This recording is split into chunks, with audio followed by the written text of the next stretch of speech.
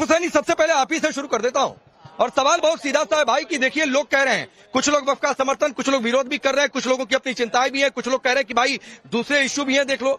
लेकिन एक राय है और राय ये है कि हुक्का पानी बंद कर देंगे, सड़क बंद कर देंगे, जीवन मरण का प्रश्न है, ये बातें अच्छी नहीं है, सब कह रहे हैं यहाँ पर। हेलो, आवाज आ रही है मेरी? हेलो, आवाज आ रही है? हाँ आ रही है, आ रही है, आ रही है आवाज? अरे बोलिए आरिफ भाई बोलिए। देखिए साहब, सबसे बिल्कुल आ पहली रही है। बात यह है कि बीजेपी को यह बिल लाने की जरूरत क्यों पड़ी? कौन से मुस्लिम संगठनों ने और कौन से मुस्लिम इदारों ने और कौन से मुस्लिम उलमाओं ने, कौन सी जमीयतुल उलमा ने और कौन सी हमारी काउंसिल ने आपसे डिमांड की थी कि आप ये संशोधन बिल लेके आइए? आपकी नीयत यही खराब है कि डिमांड नहीं होने के बावजूद तुम जबरदस्ती ये बिल क्यों लादने और थोपने की कोशिश कर रहे? और आपकी इसके अंदर मंशा क्या है वो तो बिल के सारी चीजों में दिखाई दे रही खुले तौर पर। आप जैसा बता रहे हैं कि कई लोग जल्लोश मना रहे हैं, कई लोग ढोल पीट रहे हैं, तो ऐसा तो कई बार हुआ। आपने तो यहां तक कि जब टैक्सेस बढ़ा दिए थे, जब जीएसटी के टैक्सेस आपने बढ़ाए, उसको सेलिब्रेट कर दिया आपने, उसको सेलिब्रेट करते आप। तो देखिए इनकी मंशा और इनकी नीयत बिल्कुल ठीक नहीं है, ये मुसलमानों के हक में हरगिज नहीं है। और वक्त बिल से आपका क्या लेना देना? क्या वक्त की कभी प्रॉपर्टी आरिफ भाई सुनिए, ये देखिए ये बिल की कॉपी हाथ में लेकर खड़ा हूं मैं। सुनिए आरिफ भाई, बिल की कॉपी हाथ में लेकर खड़ा हूं, पब्लिक हो गई है, टेबल हो गई है, इसके पॉइंटर सरकार ने बता दिए सर। सुनिए सुनिए सुनिए सुनिए, किसी का हक छीना जाए इसका समर्थन कोई नहीं कर सकता और लोगों के बीच खड़ा होकर ये बात बोल रहा हूं मैं।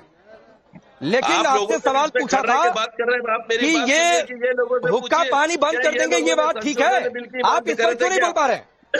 आप इन्हीं लोगों से पूछिए क्या इन्होंने अमेंडमेंट बिल की डिमांड की? हुक्का पानी बंद कर देंगे, ये तरीका ठीक है? सर पूछिए ना। हुक्का पानी बंद कर देंगे, ये भाषा ठीक है? अमेंडमेंट बिल की डिमांड सड़क बंद कर देंगे, ये भाषा ठीक है? जीवन मरण का प्रश्न है, ये भाषा ठीक है? जेपी ना, सुनिए मेरी बात, जब आपकी संसद बाज हो जाएंगी तो सड़कों को आबाद करना पड़ता, सड़कों पे ही आंदोलन होते हैं। क्यों अभी आपने किसानों का आंदोलन देखा क्या? किसी घर में बैठ के आंदोलन? अरे आंदोलन करिए ना, आंदोलन होता। अरे आंदोलन से किसने मना किया है? आंदोलन से लोकतंत्र मजबूत होता है भाई। अरे भाई आंदोलन से लोकतंत्र मजबूत होता है, लेकिन आंदोलन के नाम पर कहेंगे कि हुक्का पानी बंद कर देंगे तो ऐसा चलेगा क्या देश में? रोहन गुप्ता, आपकी भाषा गलत है। अब जब लोकतंत्र के माध्यम से सड़क पर उतरेंगे, अरे सर तो हम नहीं मेरी भाषा, मेरी भाषा नहीं है ये। अभी आरिफ हुसैनी मेरी भाषा नहीं है ये मेरी भाषा नहीं है, ये मुस्लिम पर्सनल लॉ बोर्ड के मौला मोहम्मद अजीज हैं, ये उनके शब्द हैं कि हम हुक्का पानी बंद कर देंगे। ये मैं अपने मन से नहीं बोल रहा हूँ, मैं कोट कर रहा हूँ और line by line word by word quote कर रहा हूँ। तो जाके पहले मुस्लिम पर्सनल लॉ बोर्ड को बोलिए कि ये गलत भाषा क्यों बोली। हरियाणा के लीलाराम गुज्जर एमएलए ने क्या कहा? अब आप हरियाणा बोल गए, क्या कहा? अब आप हरियाणा बोल गए, मुस्लिम पर्सनल लॉ बोर्ड पर नहीं बोल पाएंगे? ठीक है रुक जाइए। राकेश जी, रोहन भाई देखिए, ये संकेत साफ है कि लोकतांत्रिक तरीके से प्रदर्शन नहीं करेंगे। एक फायदे का काम करते हैं, नुकसान का काम क्यों कर रहे?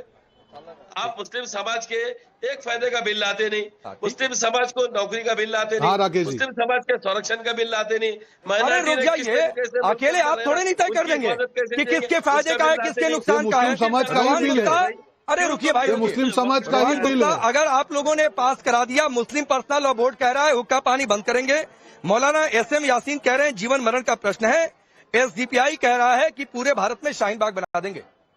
सुनिए आप मेरी बात, हम आपको साफ तौर पे कह रहे हैं कि मजलिस। देखिए राकेश जी, अब ये जो लोग मुट्ठीभर लोग हैं जो आजादी के पहले और आजादी के बाद है, जो वक्त प्रॉपर्टी के नाम पे कब्जा जमा के बैठे हैं, अब उनको लग रहा है कि उनकी जो सल्तनत है वो खतरे में आ गई है और वो खतरे में जो आम मुस्लिम भाई बहन है वही लेके आ रहे हैं। ये लड़ाई जो है, ये चंद जो मुट्ठीभर लोग हैं जिन्होंने वक्फी प्रॉपर्टी पे कब्जा करके आम मुस्लिम को उसका फायदा नहीं उठाने दिया, ये उनके सामने आम मुसलमानों की लड़ाई है। अभी एक भाई ने पूछा कि जरूरत क्या थी, मैं आपको बताऊं क्या जरूरत है। इंडियन डिफेंस हो, ठीक है, आज भारतीय रेलवे हो और उसके बाद सबसे बड़ा 9 लाख एकड़ लैंड जो है वक्फ बोर्ड के पास है, सबसे बड़ा जमीन का धारक अगर कोई संस्था है, तीसरे नंबर की सबसे बड़ी संस्था वक्फ बोर्ड है। और फिर भी 95% मुस्लिम भाई बहन अगर गरीब है, इससे बड़ा रीजन क्या हो सकता है ये अमेंडमेंट बिल लाने का? सिर्फ 163 करोड़ अगर प्रॉपर्टी का गिने तो सिर्फ 2.7% इनकी इनकम है, तो बाकी का पैसा कहां जा रहा है? क्या आम मुस्लिम भाई बहनों का अधिकार नहीं उस पैसे की पारदर्शिता से उसके ऊपर अपना हक जमाए? और इसीलिए इनके जो पेट में जो दही जम रहा है या उनकी हालत हो रही है, उसका कारण है जो एकाधिकार राकेश जी अभी उनको कांग्रेस के समय पे मिला कि जो मुट्ठी भर लोगों ने वक्फ की प्रॉपर्टी पे कब्जा करके अपना भ्रष्टाचार किया, उन सबकी अब पोल खोलने वाली है। और एक चीज कहूं, एक था वक्फ बाय यूजर, मतलब कोई भी जमीन पे अब वक्फ अपना कब्जा कर सकता है। वर्ल्ड ट्रिब्यूनल ने अगर ऑर्डर पास कर दिया, उसको आप हाईकोर्ट में भी चैलेंज नहीं कर सकते हैं। ये लोग संविधान की बात कर रहे हैं। राकेश जी मुझे बताइए, क्या संविधान में न्याय तंत्र के ऊपर किसी को अधिकार है? उसको रेगुलराइज करना कौन सा एंटी मुस्लिम हो गया? मैं चैलेंज के साथ कहता हूं यहाँ पे जितने भी नहीं, ठीक है, मैं आ रहा हूं। और आरिफ भाई, तारिक भाई और जगदीश जी, कल भी मैंने ये पॉइंट उठाया था, आज भी पॉइंट उठा रहा हूं, और आज ये पॉइंट पब्लिक के बीच से उठा रहा हूं।